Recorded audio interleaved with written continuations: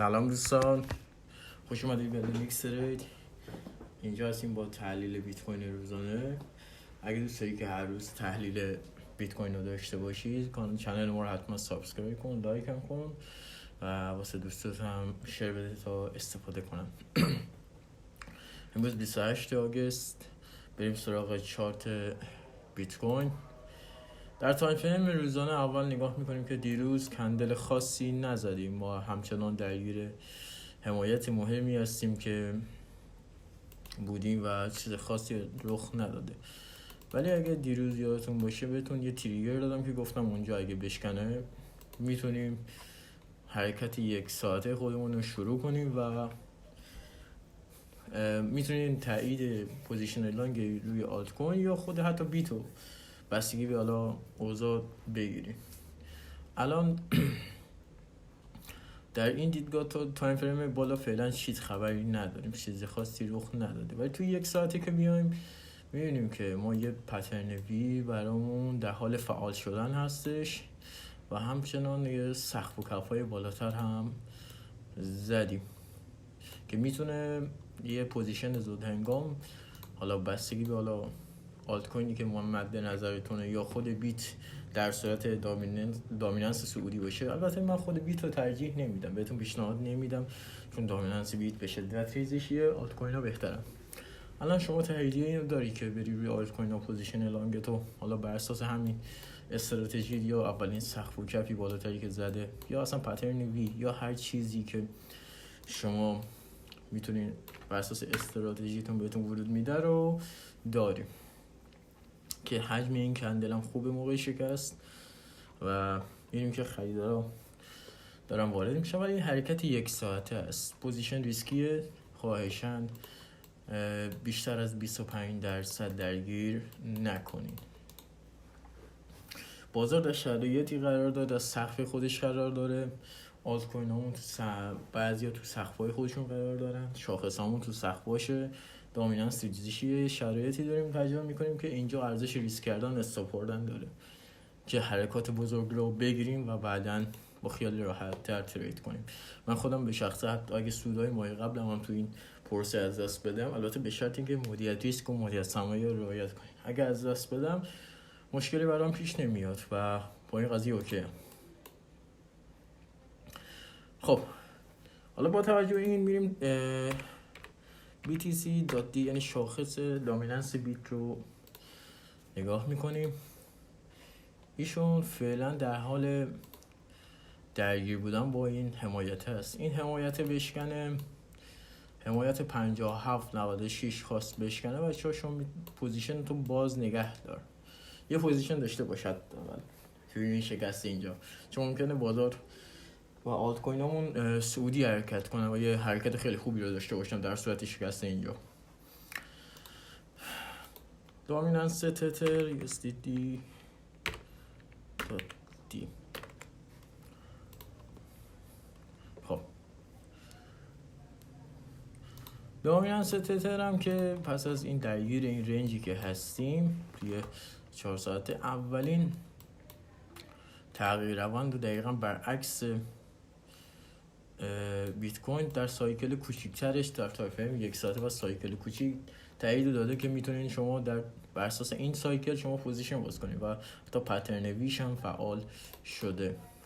پس شما تاییدیه‌های خوبی داریم برای باز کردن پوزیشن های لانگ روی آلت کوین ها یا خود بیت. آلت کوین ها البته پیشنهاد می‌کنم آلت کوین های خوب رو پیدا کنید. حالا من یه چند تا آلت کوین خوب بهتون نشون میدم. شاخص توتال هم اگه نگاه کنیم در حالت کلی شاخص توتال در سقف زندگی خودش هستش، درگیری سقف زندگی خودشه. اینجا آدم استاپ نخوره، پوزیشن باز نکنه، ریسک نکنه، کجا ریسک کنه؟ درگیر یه رنج هستیم که دوباره به کف خوردیم و اولین سقف و کف رو زدیم و همچنان این پترن وی 1 ساعته ما فعال شده و چون فقط دقت داشته باشین که حرکاتمون توی 1 ساعته است و تایم فریم بالا هنوز تایید خاصی ندادن. واسه همین میگم که یکم ریسکیه و شما باید ریسکتون رو کم کنین توی این شرایط بازار. ETH BTC به سراغ اتریوم فعلا در حال رنج زدنه. پس از برخورد به این کفه دوباره بلند شدیم و به این سقف ریاکشن دادیم. دوباره بهتون دارم میگم وقتی اتریوم میخواست این نقطه 0.4160 توی چارت بیت کوینش رو بشکونه، شما توی چارت تدرش حتما یه پوزیشن داشته باش. اتریوم که خیلی خوب صعود داده این چند وقت، همزمانی میکنه با این ناحیه 4769، یا شما میتونید حتی زودتر هم وارد بشین. اینجا توی 1 ساعته کندل بالای 4655 بست میتونید ورود بزنید. این هم از اتریوم، حواستون باشه. سول بی تی سی، یه آلت کوینی که دیروز سال خوب حرکت کرده سولنا است. اول ارزشش رو به بیت کوین نگاه میکنیم. یه نکته قابل اهمیت این که ایشون در باکس روزانه که داشته سقف باکس روزانه رو شکونده، پول بک هم بهش زده، در راستا حجم هم زیاد شده و دوباره داره به سمت بالا حرکت میکنه. برای همین شما یه دونه پوزیشن داشته باشی روی سول که خیلی خوبه. امکان استاپ خوردنش زیاده، ولی خب امکان حرکت روزانه رو داریم ما تو اینجا. توی 4 ساعت هم درگیر فعال کردن پترن ویش تاییدیه زیاد دارین. استاپ ریسک کنین به نظر من. پس وقتی میخواد این نقطه، حالا یه بار ریاکشن دادیم، اینجا خواست بشکنه و تثبیت بده، شما میری رو چارت سول یو اس دی تی و یو اس دی تی، اونجا نقطه ورود خودتون رو مشخص میکنین. خود سول هم سول بایننس مگه چرا بالا نمیاد در من خط و خطوطم حالا مهم نیست. خود سول هم درگیر یک مقاومت روزانه است که حجم خوبی هم وارد شده. شما نقطه ورودتون رو الان من بهتون میگم، یه لحظه. خب نقطه ورودتون بچه اینجا یه پترنی وی تو 4 ساعته زدیم و دوباره به سقف رسیدیم در شرایطی که کل بازار داشت رنج میزد و یه سری آلت کوین اصلا حرکت خاصی نکردن. سول همونی که ریخته بود پایین همونو برگشت بالا و نشونه از قدرت خریدار میده. من یه دونه استاپ بای اینجا گذاشتم بر اساس اوردر بوک بایننس که چک کردم، روی قیمت 233 و 213.91 استاپ بای با استاپ 6% گذاشتم. شما میتونین حالا این کارو انجام بدید تا وقتی که زیر این 201.07 نرفته باشیم. این استاپ و این پوزیشن پاورجاست. دفعه چندمیه که برخورد میکنیم. تو این راسته به همون تایید داده.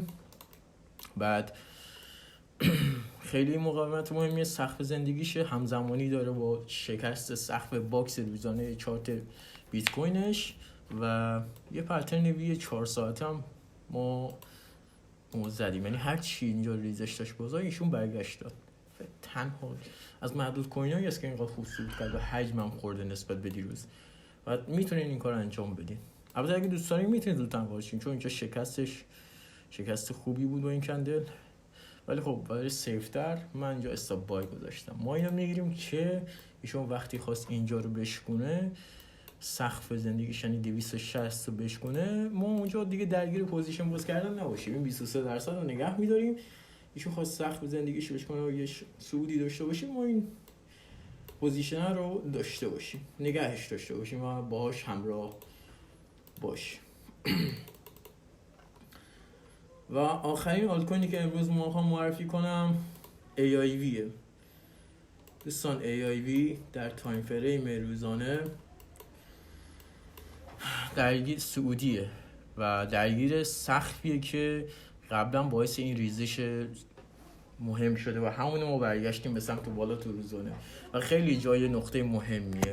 حتما اینجا رو بدون پوزیشن رد نشیم بهتره و حداقل یه پوزیشن داشته. من اینجا رو یه پوزیشن حتما داشته باشین که جای خیلی مهمیه. ورود زود هنگامتون بچه‌ها 337.72 میتونه تریگر ورودتون قبل از برخورد به سقفش 357 باشه، چون هنگامی که اینجا بخوره نقطه ورود گرفتن خیلی سخت خواهد بود. خیلی ممنون که تا اینجا ویدیو همراه ما بودید. لایک سابسکرایبتون نره، واسه دوستاتون هم شیر کنید. شب روزتون خوش.